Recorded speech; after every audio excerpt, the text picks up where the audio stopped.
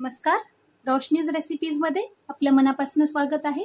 आज आपण बनवणार आहोत गोवन क्रॅब शॅक शॅक किंवा गोवन क्रॅब मसाला। गोव्यात क्रॅब मसाल्याला शॅक शॅक असं म्हटलं जातं। त्यासाठी मी क्रॅब घेतलेत, स्वच्छ धुवून घेतलेत आणि साफही करून घेतलेत। खेकड्यांना मीठ लावून घ्यायचंय आणि मॅरिनेट होऊ द्यायचंय। मिक्स करून घेते सगळं।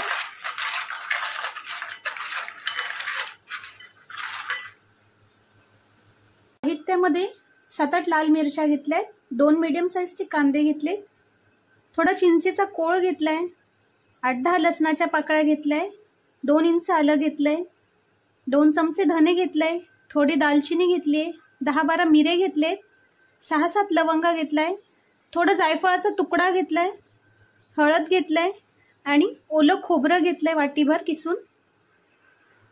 आता गॅसवर मी तवा ठेवलाय। आपल्याला सगळे मसाले भाजून घ्यायचे आहेत। धने, दालचिनी, मिरे, लवंग, जायफळ फक्त मी भाजत नाहीये, ते पण डायरेक्टली असंच टाकणार आहोत। कमी गॅसवर मसाले आपल्याला भाजून घ्यायचे। काढून घेते मी आता लसूण घालते। लसूणही आपल्याला भाजून घ्यायचं आहे।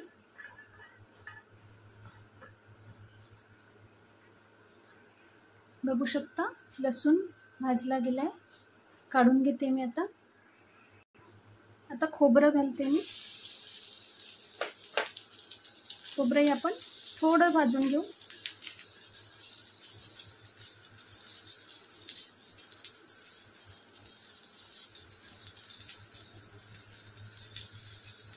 खोबऱ्याची मी काळा भाग काढून घेतलाय आणि मग ते किसून घेतलंय। तुम्ही खवूनही घेऊ शकता।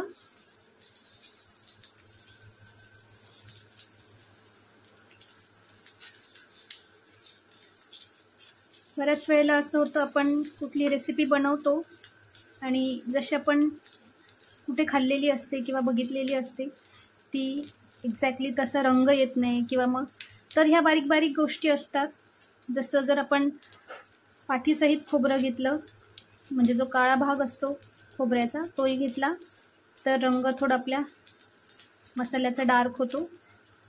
गॅस बंद करते मी आता। काढून घेऊ आपण। आता मिक्सरचं भांडं घेतलंय, त्यात लाल मिरच्या घालते, आलं घालते, जायफळ घालते आणि आपण खोबरं आणि जे मसाले भाजून घेतले ते घालते। अगदी किंचित पाणी घालून पेस्ट करून घ्यायची आपल्याला सगळ्याची। आता गॅसवर मी हंडी ठेवून घेतली आहे। तेल घालते।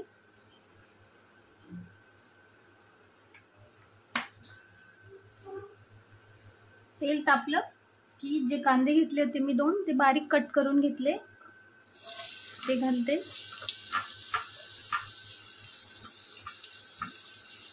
आणि आपण फ्राय करून घेऊ कांदा। वाटणही मी करून घेतले। कांदा फ्राय झालाय। आता मी त्यात खेकडे टाकते। खेकडे फार स्वच्छ धुवून घ्यायचे असतात टूथब्रशने, कारण ते चिखलात असतात, त्यामुळे त्यावर माती असते बरीच।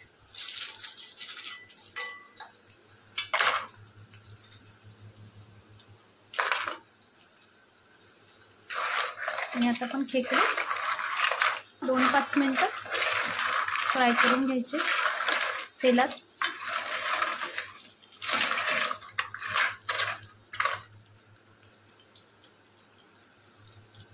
खेकडे आपण जसे जसे फ्राय करू तसे तसे त्यांचा रंग चेंज होईल। बघू शकता आता हिरवे खेकडे ऑरेंज होतील हळूहळू।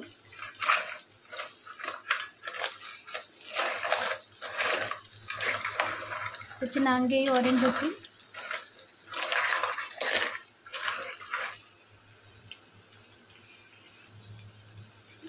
3-4 प्रकारचे खेकडे बाजारात असतात, चिखलातले, समुद्रातले.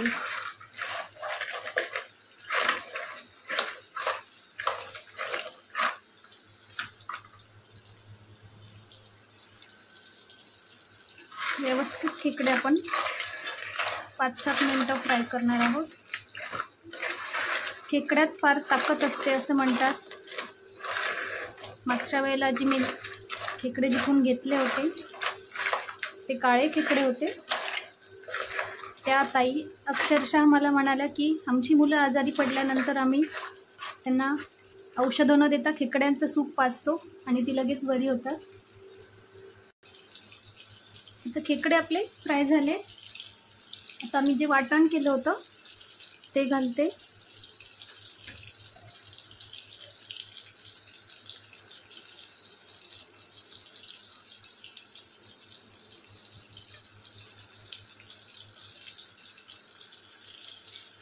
आणि ते पण आपण व्यवस्थित फ्राय करून घेऊ.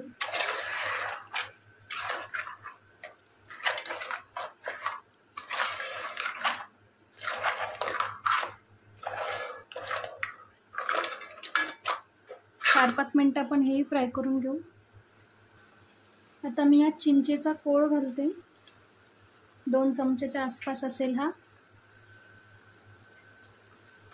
आणि मिक्स करून घेते. मीठ आपण आधीच खेकड्यांना लावलं होतं, त्यानुसार मीठ टेस्ट करून बघायचं आणि ॲड करायचं.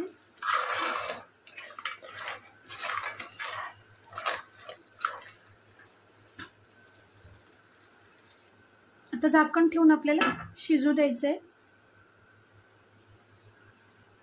मधून मधून आपल्याला मसाला हलवत राहायचा आहे आणि चेक करत राहायचं आहे, कारण आपण पाणी अजिबातच घातलेलं नाही आहे यात. वाटणात जेवढं पाणी आहे तेवढं आणि चिंचेचा कोळ घातला आहे तेवढंच यात पाणी टाकलं आहे.